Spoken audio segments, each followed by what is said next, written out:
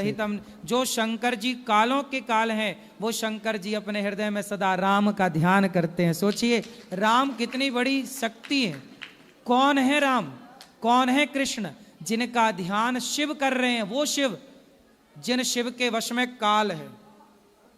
शंकर जी चाहें तो समय को रोक सकते हैं, शंकर जी चाहें तो समय की गति रोक सकते हैं। वो शिव जी किसका ध्यान कर रहे हैं? राम जी। हाँ, तो भगवान राम है बेटा।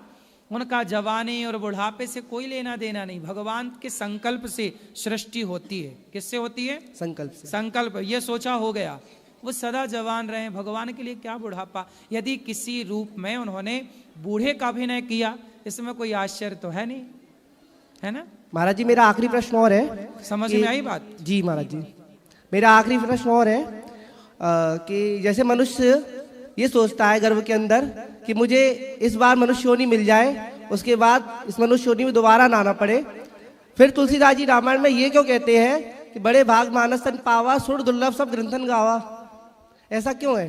हाँ, तो मनुष्य शरीर तो दुर्लभ है ही ना भाई। आपको मिल गया है मनुष्य का तन, तो आपको उसकी कीमत नहीं पता।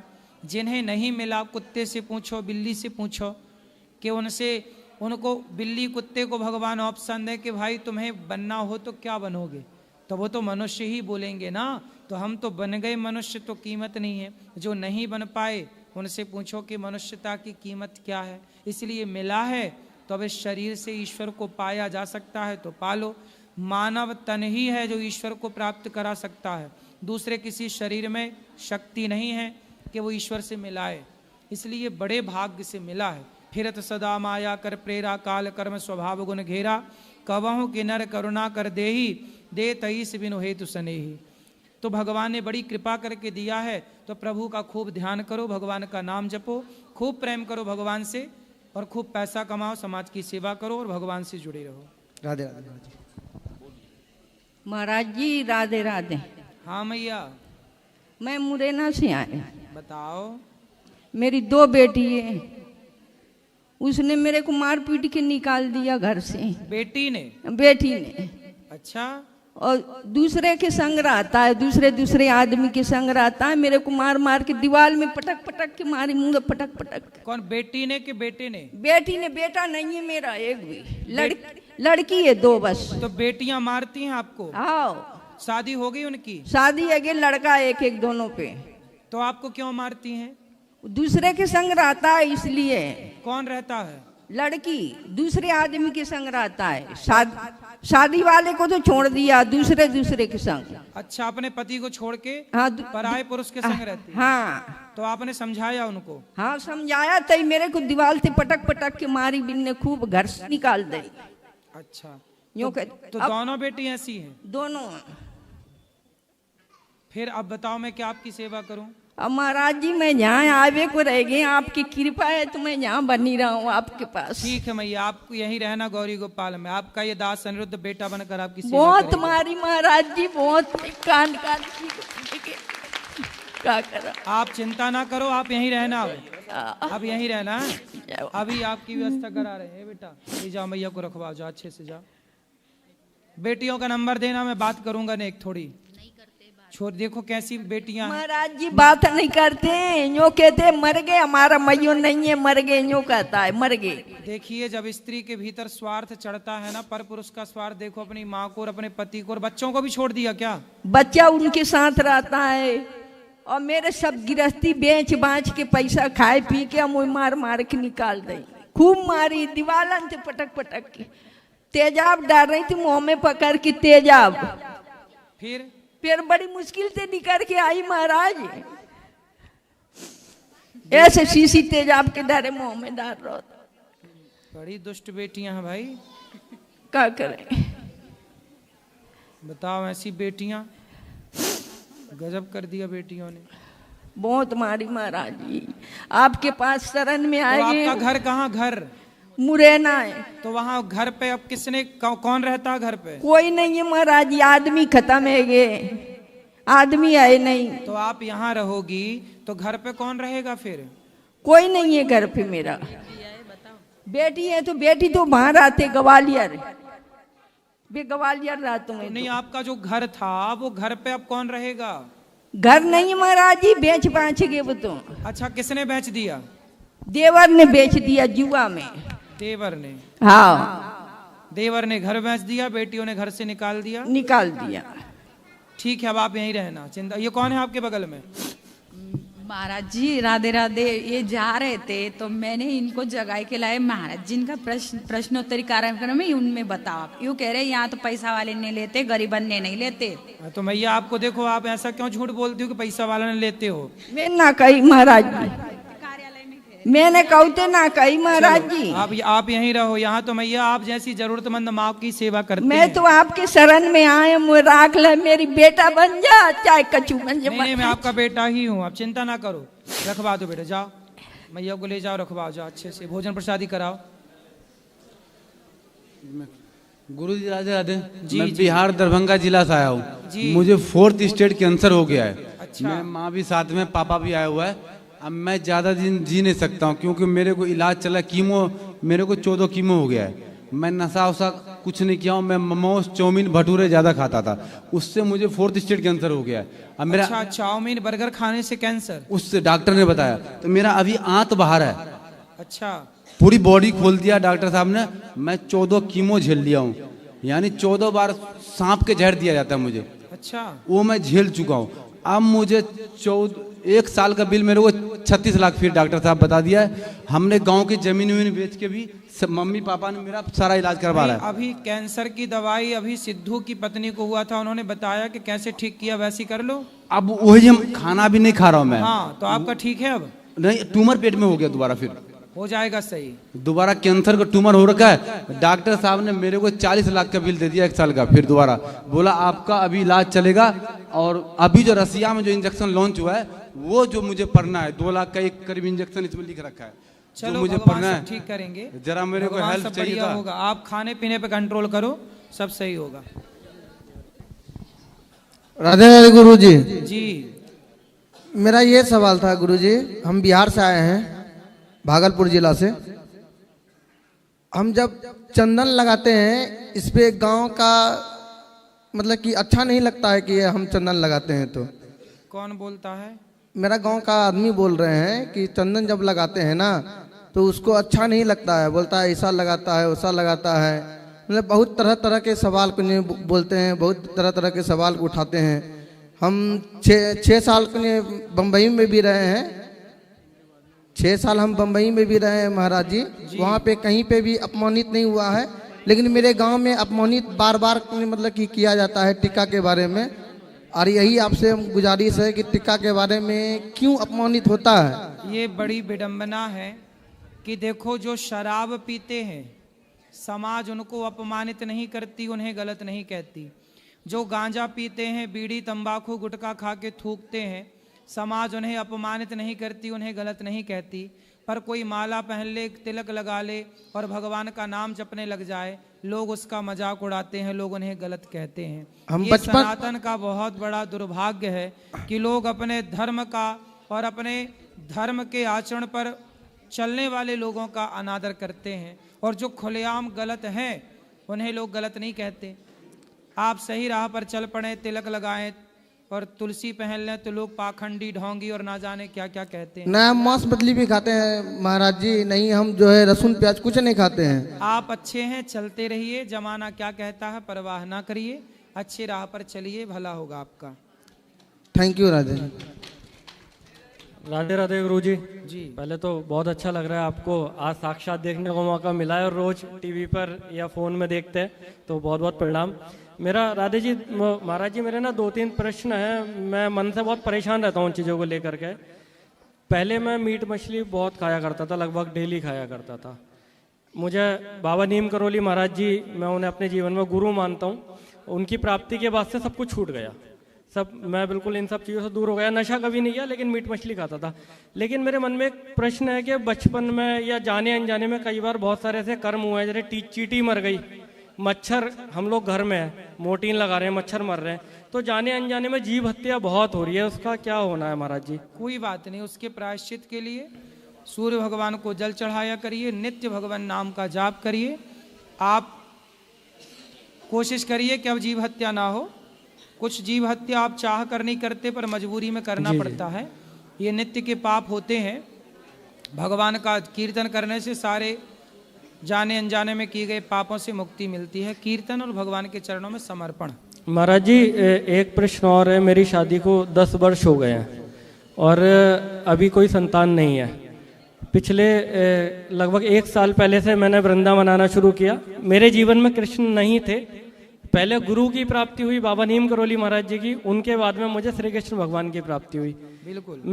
मेरे सपने में मैंने एक दिन देखता हूँ कि मेरी पत्नी ने एक बच्चे को जन्म दिया है और मैं उनको देख रहा हूँ हाथ पर उठाकर, ये बाके बिहारी जी हैं, लड्डू गोपाल जी हैं। तो इसका क्या अर्थ है? अब बिहारी जी से आपका संबंध जुड़ गया है तो आपके बच्चा भी होगा, भगवान देंगे। लेकिन महाराज जी उसके तुरंत बाद में वृंदावन आता हूँ और मुझे खुशखबरी मिलती है, लेकिन उसके कुछ समय बाद कुछ ऐसा होता है कि मुझे ऑपरेशन कराना पड़ गया और मेडिकल साइंस ने मना कर दिया है बिल्कुल। क्यों? कुछ ऐसी चीज़ें हो गई हैं, ऑपरेशन कराना पड़ा, तो उन्होंने कहा कि दूसरी टेक्नोलॉजी से करना पड़ेगा। लेकिन अभी मैं फिर भी मैं सिर्फ और सिर्फ ईश्वर में विश्वास रखता हूँ। मैं जानता हूँ जो साइंस के पास नहीं है वो भगवान चाहे तो पल भर में सब कुछ बदल सकते हैं। बिल्कुल, भगवान कर्तुम अकर्तुम अन्यथा कर्तुम सर्वसामर्थ, सब कर सकते हैं। गुरुजी कभी भगवान का नाम जप करिए बस। देखो आपके लिए एक बात बताऊं, बेटा हो जाए भगवान करे आपके और आपका सारा कष्ट दूर हो। दूसरा एक पक्ष ये भी है कि भगवान यदि कुछ नहीं देते तो उनके ना देने में भी उनकी कृपा मानना चाहिए। जी गुरुजी बिल्कुल। इसलिए आप हर हाल में भगवान की शरण में रहकर खुश रहिए। भगवान दें तो अच्छा है, ना दें तो उनकी मर्जी है। हम इस संसार में बच्चे पाने आए ही नहीं। बिल्कुल, हमारा बिल्कुल। जन्म इस संसार में स्वामी विवेकानंद जी ने कौन सा बच्चा पाया? जी। मीराबाई तो इतनी बड़ी भक्त थी, कौन सा पुत्र पाया? उन्होंने पुत्र नहीं पाया, उन्होंने भगवान को ही प्राप्त कर लिया। पायो जी मैंने राम रतन धन पाया। महाराज जी एक अंतिम प्रश्न है। बाबा नीम करोली महाराज जी के लिए 2 शब्द आपके विचारधारा क्या है? बहुत अच्छे संत हैं, उन्हें कहा जाता है कि वो हनुमान जी के ही अवतार हैं। तो ये संत इस धरती पर अनेक समय पर अनेक टाइम पर भक्तों के कल्याण के लिए, भक्ति के प्रचार के लिए ऐसी शक्तियां भगवान अपनी भेजते हैं, नीम करोली बाबा जी के जैसी। तो ये साक्षात भगवान के भेजे गए उनके पार्षद हैं। स्वयं भगवान का ही स्वरूप मानना चाहिए। भगवान अपने ही अंश रूप में किसी को भेज देते हैं। जी जी, बोलो श्री बाके बिहारी लाल की।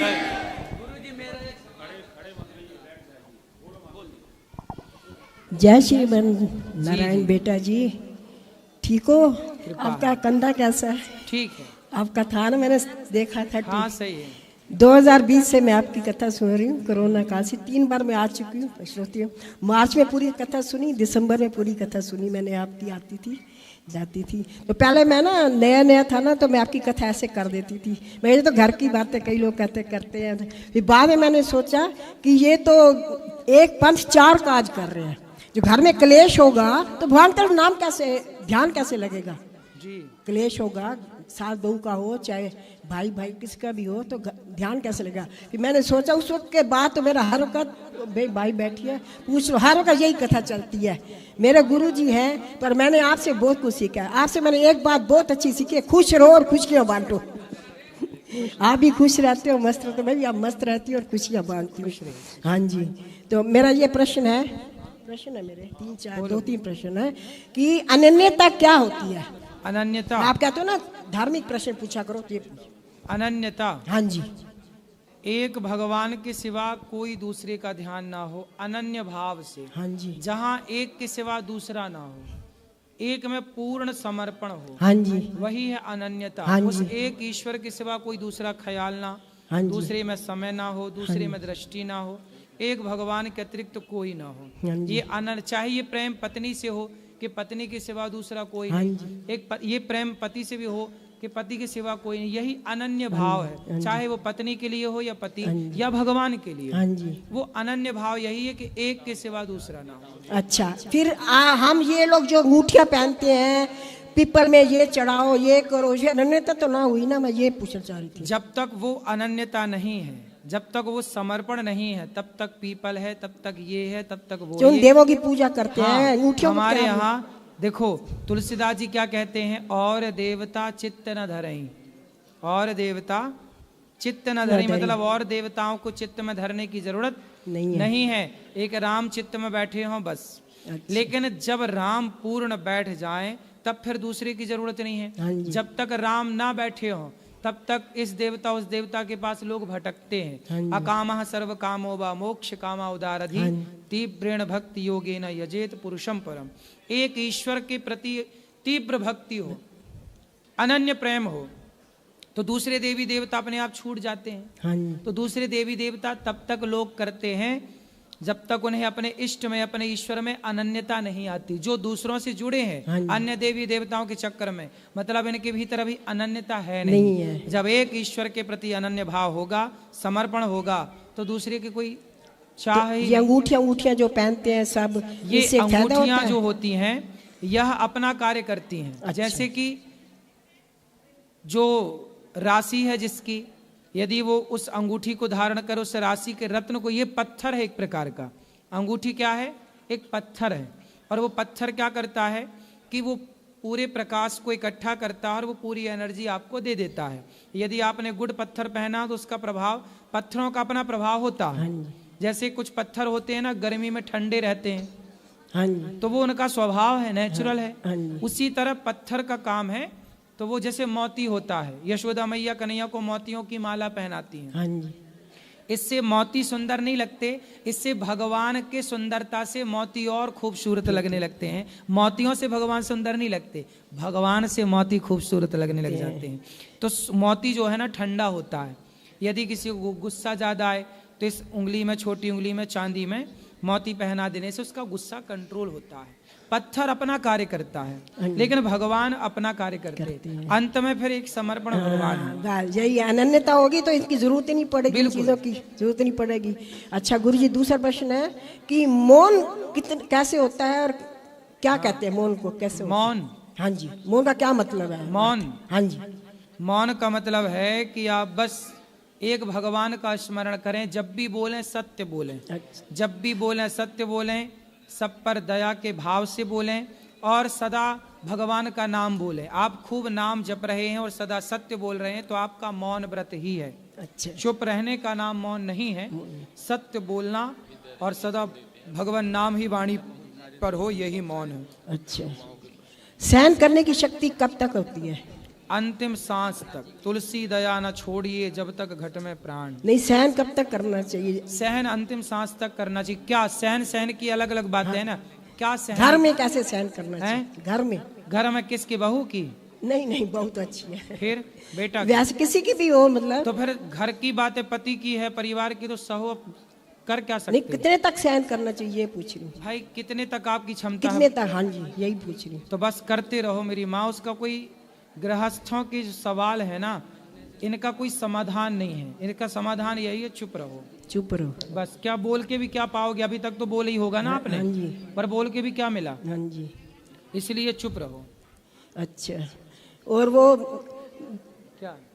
ये भैया मैया को रखवा दो ना, चालू जाओ।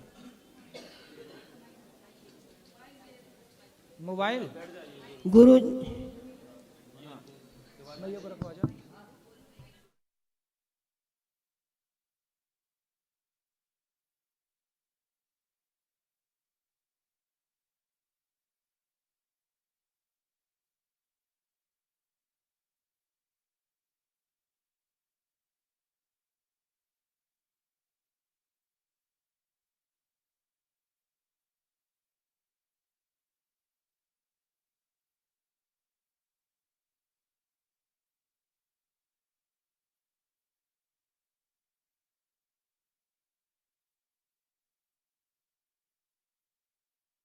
जी गुरुजी, जब द्रौपदी जी को उनका नग्न किया गया था कर, तो द्रौपदी भी तो अपनी अग्नि से प्रकट हुई थी, वो कर सकती थी ना सबको भस्म। तो उन्होंने कृष्ण जी को क्यों पुकारा? क्योंकि जो काम भगवान का है वो भगवान ही करेंगे ना मैया। द्रौपदी का काम नहीं था भस्म करना। अच्छा, जो यदि भगवान का काम है तो भगवान, इसलिए कहते हैं कि आप भगवान पर सौंप दो, भगवान अपने हिसाब से करेंगे। अच्छा, अब सौंप दिया इस जीवन का सब भार तुम्हारे हाथों में। सब वो करेंगे, सब अपन कर लेंगे तो फिर भगवान क्या करेंगे? अच्छा बेटा जी, भगवान के काम भगवान को करने दो। हम बेटा जी आप बहुत अच्छे हो। बहुत अच्छे हो। आपका नाम मैंने मिट्ठू रखा हुआ है। किसने कोई रखा, मेरा मिट्ठू बेटा, मेरा ये मिट्ठू। तो मिट्ठू सुखदेव जी थे। आपकी वाणी इतनी मीठी, इतनी सरल, इतनी सादगी, इतना प्यार है आपकी बात में। एक बार मैं वहाँ मार्च में बैठी थी, आपको वहाँ नजर पड़ गई, मेरे को कुर्सी दिलवाई आपने और वहाँ पे सेवादारों ने मुझको पानी पिलाया। मेरी ऐनक टूट गई, ऐनक भी आपने बोला इसकी ऐनक ठीक करो बेटा, रख दो बेटा, जोड़ लड़का जोड़ लाएगा। उन्होंने मेरी ऐनक भी जोड़ दी। बताओ इतनी सेवा होती है यहाँ पे। आपने उधर खुश रहिए, बात करेंगे। एक कर लो। गुरु जी राधे राधे। अच्छा, खुश रहिए, बैठो। राधे राधे गुरु जी, आपके चरणों में कोट कोट नमन, कोट कोट वंदन, कोट कोट प्रणाम। मैं सूरत से आया हूँ गुरु जी। बहुत सारे युवाओं का प्रश्न है, सब लोग 12 घंटा ड्यूटी करते हैं सूरत में, बहुत सारे लोग, करोड़ों लोग करते हैं। उनका यही प्रश्न है कि 12 घंटा जैसे ड्यूटी करते हैं तो वो लोग भजन कीर्तन नहीं कर पाते। तो कोई ऐसा सरल उपाय बता दो कि मतलब कि वो भजन कीर्तन भी कर सके, अपना ड्यूटी भी कर सके और धर्म से जुड़े भी रहे। यही सब मतलब मेरे दोस्तों का सवाल है। बहुत सरल है। ड्यूटी करते समय, काम करते समय, आप क्या ड्यूटी करते हैं? मैं एम्ब्रॉयडरी मशीन चलवाता हूँ। तो मशीन चलाते रहो। हाँ। और भीतर आपके अंदर जैसे आप मशीन चलाते हो, हाँ, उस समय आपका दिल धड़कता है कि नहीं? धड़कता है। बस उसी तरह हर धड़कन में भगवान हो। श्रीमन्नारायण, श्रीमन्नारायण, भगवान का नाम। आप काम करते हुए नाम तो बोल सकते हो ना जी, गाड़ी चलाते हुए। लेकिन ध्यान भटक जाता गुरु जी, कोई नाम जब में मन ही नहीं लगता, भटक जाता, फिर पता नहीं 2-2, 4-4 घंटे बाद याद आता। कोई बात नहीं, शुरू में 4 घंटे बाद लौटेगा ना मन। हाँ, जब ध्यान आता कि छूट गया। हाँ, तो आखिर 4 घंटे बाद लौटा ना। हाँ, ऐसे ही अभी 4 घंटे बाद लौट रहा है, फिर 2 घंटे बाद लौटेगा मन, फिर 1 घंटे बाद लौटेगा, और एक दिन ऐसी स्थिति आ जाएगी कि मन भगवान के नाम को छोड़ने को तैयार ही नहीं होगा। और उसे आदत तो लगाओ। जी गुरुजी। और दूसरा प्रश्न है कि मैं अभी गांव से सूरत जा रहा हूं, तो गांव में कुछ लोग तर्क किए कि दुर्योधन था ना, जो सरोवर में वो जब अपने आप को स्तंभित कर लिया, तो क्या हुआ कि मतलब कि वहां क्या लक्ष्मी माता दुर्योधन का पैर चाप रही थी क्या? लक्ष्मी माता दुर्योधन का वो सरोवर में पैर चाप रही थी क्या? कौन बोला ऐसे? अरे ऐसे कुछ मूर्ख लोग बोले तो मुझे विश्वास नहीं हुआ, तो मैं आपको यही प्रश्न पूछने चला आया। मूर्ख लोग जब पूछ रहे हैं तो वो मूर्ख ही है ना, इस तरह से। तो मैं उनको बोला कि लक्ष्मी जी सदा भगवान के चरण दबाती हैं। हाँ, तो उनको मैं बोला, लेकिन विश्वास नहीं हुआ उन लोगों को। बोले कि वो मूर्ख हैं, उनको क्या ऐसी बातें कहना सुनना भी पाप है। बोले कि वेदों में लिखा है, मैंने पढ़ा। तो हम कहा कि मैंने पढ़ ली ऐसे, पता नहीं कौन सा पढ़ा। ऐसे लोगों को मिर्ची के धुआं की बहुत जरूरत है। उल्टा लटका और मिर्ची का धुआं दो ऐसे लोगों को। ठीक है गुरुजी। लक्ष्मी जी सदा भगवान नारायण के चरणों में रहती हैं बस। तो उनको मैं बोला ये बात कि लक्ष्मी जी भगवान नारायण के सिवा किसी को पलट के देखती भी नहीं, वो हमारी माँ है, तो आप कैसे बोले? तो बोल रहे हैं कि आपको ज्ञान नहीं। तो हम कहा हमने गुरुजी की रोज कथाएं सुनते हैं, तो कभी बोले ही नहीं गुरुजी। ऐसे लोगों को 2-4 जमाए नहीं उनके थप्पड़। अरे गुरुजी, मैं सीधा साधा ब्राह्मण कैसे मारता? अरे नहीं, सीधे साधे हो तो कुछ भी बोला कोई सामने 2-4 तो मैं उठ के चल दिया वहां से, फिर बैठा नहीं। फिर ठीक है, ऐसा है ना। हरि हर निंदा सुनहि जी काना, हो ही पाप गौघात समाना। भगवान की निंदा करना।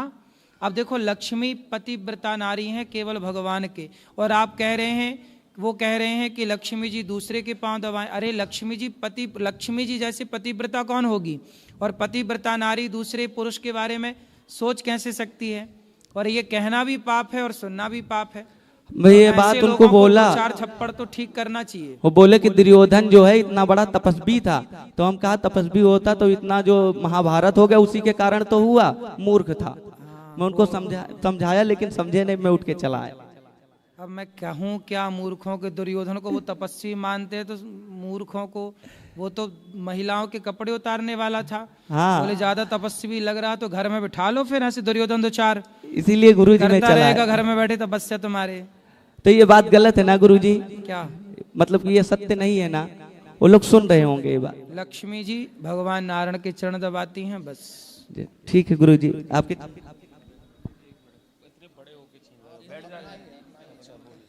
गुरुजी राधे राधे जी। आपके चरणों में कोटि कोटि प्रणाम। खुश रहिए। गुरुजी मैं बिहार से आई हूँ, मधुबनी जिला से। बताओ। गुरुजी मैं आपको एक भजन सुनाना चाहती हूँ। सुनाओ।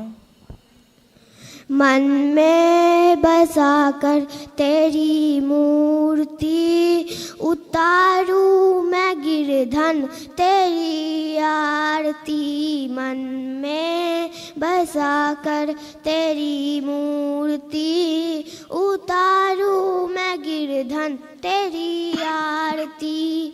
करो न करो कष्ट हरो ज्ञान दो भगवान, भग में फंसे नाव मेरी तार दो भगवान। ओ करो न करो कष्ट हरो ज्ञान दो भगवान, भग में फंसे नाग मेरी तार दो भगवान। दर्द की दवा तुम्हारे पास है, दर्द की दवा तुम्हारे पास है। जिंदगी दया की है भीख मांगती, मन में बसा कर तेरी मूर्ति, उतारो बस करो। मैं गुरुजी राधे राधे। गुरुजी राधे राधे। मैं मध्य प्रदेश सिंगरौली जिला से आया हूँ। 1-2 हफ्ते पहले भी आया था, आपका से मुलाकात नहीं हुआ था गुरुजी। एक मेरा ये क्वेश्चन है कि मेरे एक मित्र हैं, उनको वो मांस खाते हैं। मैं उनको समझाया कि मांस मत खाया करो, लेकिन वो बोलते हैं कि मेरे गांव में ऐसा परंपरा चली आ रही है पहले से ही, पीढ़ियों से, पीढ़ी दर पीढ़ी, कि हर साल में एक बार पूजाई होगा, बकरा हो गया ऐसा। तो वो बोलते हैं कि हम बोले बकरा के जगह पे नारियल चुनरी कीजिए। वो बोलते हैं कि देवी गुस्सा जाएंगे, घर में किसी का कोई डेथ नहीं हो जाएगा। गुस्साती देवी, देवी नहीं कहती कि बकरा चढ़ाओ, ये लोग मनमाने तरीके से कर रहे हैं काम। तो गुरुजी एक बार यहीं से आप बोल दीजिए कि ये गलत तरीका है, एक बार आप बोल दीजिए। बिल्कुल, बकरा किसी भी हमारे धर्म ग्रंथ में नहीं लिखा। हमारे यहाँ लिखा वेद पुराणों में अहिंसा ही परमो धर्म। अहिंसा मतलब किसी की हत्या ना करना। तो जहाँ किसी की हत्या ना करने को धर्म कहा गया हो, वहाँ हत्या करने को धर्म कैसे कहा जा सकता है? कोई देवी नहीं मांगती, लोग अपने स्वाद के लिए बकरे की बलि चढ़ाते हैं ताकि उनको बकरा खाने को मिल जाए। जी, ये गलत परंपराएं हैं, बंद करो। नारियल तोड़ो इसकी जगह, बस सही है। गुरुजी दूसरा एक और प्रश्न है। मेरे घर में 3 गाय हैं, और जैसे ही वो बछड़ा होते हैं तो हर 2-2 महीने में 3 बछड़े मर गए। क्या वो पाप घर वाले? पाप नहीं, ध्यान रखा करो। ध्यान रखते हैं हो जाता है कई बार ऐसा, कोई पाप नहीं है। आपने तो सेवा ही कर रहे हो ना। जी जी गुरुजी। फिर वो मर जाए, वो अपनी मृत्यु से है, बाकी आपका दोष नहीं। धन्यवाद गुरुजी, आपके चरणों में मेरा कोटि कोटि प्रणाम। राधे राधे गुरुजी। जी, मैं आए दिन सपने में भगवान को देखती हूँ, शिव जी, फिर दुर्गा जी, काली जी। इन सब का सपनों का क्या अर्थ है? मैं एक हमारे गांव के ब्राह्मण से पूछी थी कि मैं ये सपना देखती हूँ, इससे क्या होगा? वो बोले कि गौरी पूजा कर तू, सब ठीक हो जाएगा। तो सपना देखना अच्छा तो है, ऐसे सपने भगवान करे रोज आए सबको के सपने में भगवान दिखे। ये तो सपने अच्छे रोज आने चाहिए। नहीं, वो बोलते कि भगवान तेरे साथ रहना चाहते, तेरे पास में आना चाहते हैं, पर तू नहीं समझ रही है, इसलिए गौरी पूजा कर, सब ठीक हो जाएगा। तो ये करना उचित होगा? गौरी पूजा कर सकते हैं, माँ भगवती की पूजा है, कोई दिक्कत नहीं है। लेकिन सपने आना में, सपने में भगवान का आना बहुत अच्छा है, ऐसे सपने रोज आने चाहिए। और जो लोग मर जाते हैं, जिसका देहांत हो जाता है, उसका भी मैं सपना रोज दिन देखती हूँ। हाँ, कौन होते हैं वो लोग? जैसे जब मेरे मौसा मर गए थे, मैं 3 साल तक उनका सपना देखी। फिर मेरे बड़े मम्मी मर गए, मैं 3 साल तक उनका सपना देखी। ये अच्छा होता है? स्वप्न में यदि आ रहे हैं पुरखे लोग, पूर्वज, तो उनके लिए ना उनको घर वालों से बोलो कि उनके नाम से कोई पुण्य का कार्य करें, गया श्राद्ध करें, या भागवत जी की पाठ करवाएं, पोथी पाठ। इससे क्या होगा? उनकी सदगति होगी। ठीक है, चलो। गुरुजी चरण स्पर्श। जी गुरुजी, हमको अपनी भजन मंडली में रख लीजिए। अच्छा जी, आप कहे तो एक भजन सुनाए। सुनाओ। मिलते हैं उन्हें बाके बिहारी, मिलते हैं उन्हें बाके बिहारी, बाके बिहारी स्नेह बिहारी, बाके बिहारी स्नेह बिहारी। राधे राधे जिसने रटा, मेरो मन है गयो लटा पटा, लटा पटा हेरी लटा पटा, मेरो मन है गयो लटा पटा। वाह, सुंदर।